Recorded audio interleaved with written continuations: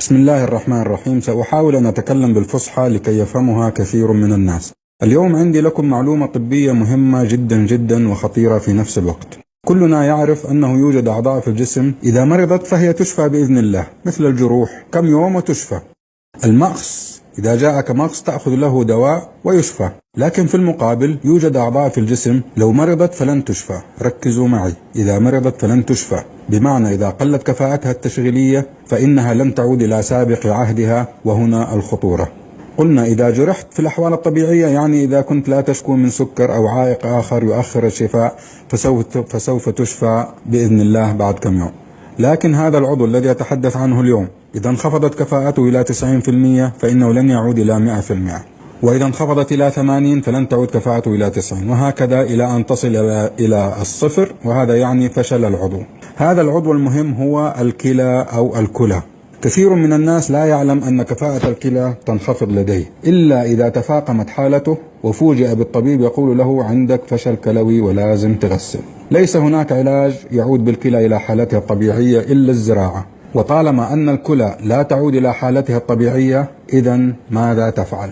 تحافظ على مستوى وظائف الكلى الحالي كي لا تسوء أكثر. بمعنى إذا كانت الكلى تشتغل بنسبة 60%، إذن أحافظ على مستوى 60%، لأنها بطبيعة الحال أفضل من 40، وال40 أفضل من 20. طيب كيف أحافظ على مستواها الحالي؟ هناك ممنوعات وهناك واجبات. أول الممنوعات هي تعاطي المسكنات القوية، بروفين، فولترين، روفيناك بصفة يومية ولفترة طويلة، هذا ممنوع. يمكنك أخذ المسكن وقت اللزوم، عندك صداع قوي، عندك ألم في أسنانك، ممكن تأخذ المسكن لفترة محدودة. أما الاستمرار يوميا ولسنوات فهذا مؤكد فشل كلوي.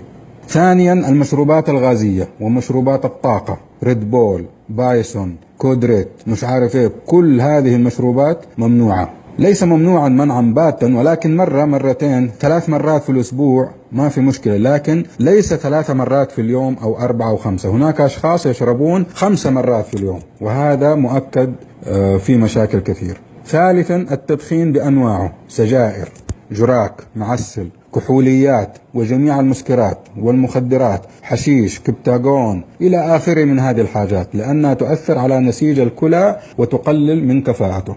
واجباتك يا أخي الكريم تنظيم الضغط والسكر والكوليسترول، وأخذ العلاج بانتظام، المحافظة على المعدل الطبيعي للضغط والسكر والكوليسترول. الثاني والمهم جدا جدا وهو شرب الماء بكثرة. أكرر، شرب الماء بكثرة. الكثير منا يعتقد أنه يشرب الكثير من الماء، لكن عندما يحسبها يجد أنه لا يشرب الماء الكافي. الكمية الكافية وأسهل طريقة لحسابها هي أن تشرب مقدار كوب أو قارورة صحة صغيرة سعة 300 ملي لكل 10 كيلو من وزنك. بمعنى وزنك 70 كيلو، إذا تشرب 7 قوارير صحة أو 7 أكواب. واحد يقول طيب أنا لا أشعر بالعطش أو لا أشرب إلا إذا عطشت. يا أخي من الخطورة أن توصل جسمك لمرحلة العطش. طيب كيف تعرف أنك بتشرب ماء كافي؟ انظر إلى لون البول، إذا كان لون البول شفاف أبيض فأنت ممتاز، بتشرب كمية كافية من الماء. لكن إذا كان لون البول أصفر أو أصفر غامق فإنك تحتاج إلى أن تزيد من شرب الماء على مدار اليوم. أكرر، على مدار اليوم.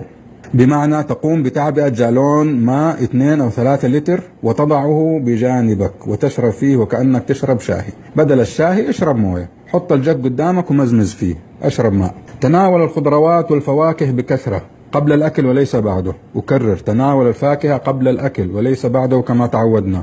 اشرب الكثير من العصيرات الطازجة، العصيرات اللي صلاحيتها أسبوع مثل عصيرات الشركات الكبيرة كويسة. تناول اللوز والفستق والبندق والكاجو وجميع المكسرات لوجود عنصر النحاس المهم لعمل الكلى، ولكن بدون ملح لمن لديهم ضغط. التخفيف من البروتين والبقوليات واللحوم لما تحتويه من الزنك الذي يطرد النحاس من الجسم المهم لعمل الكلى. بعض أطباء مرضى السكر يكتب لمرضاه الزنك لتحفيز عمل البنكرياس. يجب التنسيق مع الدكتور لأنه يؤثر على الكلى ويطرد النحاس كما أسلفنا. قبل أن تأخذ أي دواء انظر إلى النشرة الداخلية، هل يؤثر على الكلى أم لا؟ إذا كان يؤثر استشر طبيبك أو ضاعف كمية الماء. ترى الأمر جد ما هو لعب، والله الأمر جد ما هو لعب. لماذا؟ لأن كثيرا من الناس لا يعلمون أن الكلى ليس له علاج ولا يعود إلى سابق عهده. إلا إذا أصيب به. ما يعرف المعلومة هذه إلا إذا أصيب بالفشل الكلوي. الآن حوالي 25 ألف شخص في السعودية يغسل كلى. لماذا؟ لأنه لم يعلم.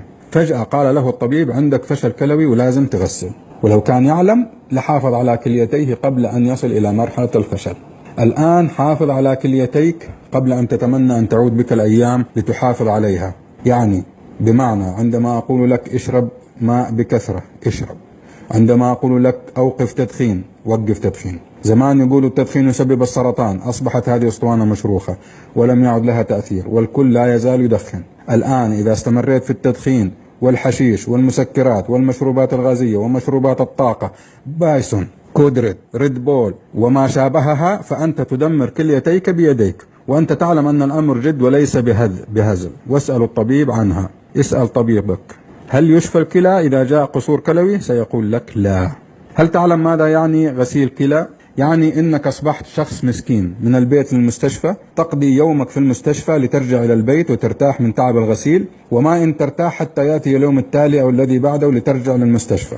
يعني حياتك من البيت للمستشفى ومن المستشفى للبيت، لا إنتاجية، لا شغل، لا استمتاع، لا خروج، لا ولا شيء. تعطيل وتوقف كامل عن كل ما يوحي بالحياة. هذه المعلومة مهمة، احفظوها وحفظوها لعيالكم وقولوها لكل من عرفت ومن لم تعرف، لأنه في قصور توعوي وإعلامي في هذه الناحية. يا جماعة لو كان له علاج، لو كان للكلى علاج ما كان هناك غسيل كلوي، كان يعطيك حبوب ولا علاج ويقول لك خلاص يرجع الكلى زي ما كان. لا علاج للكلى.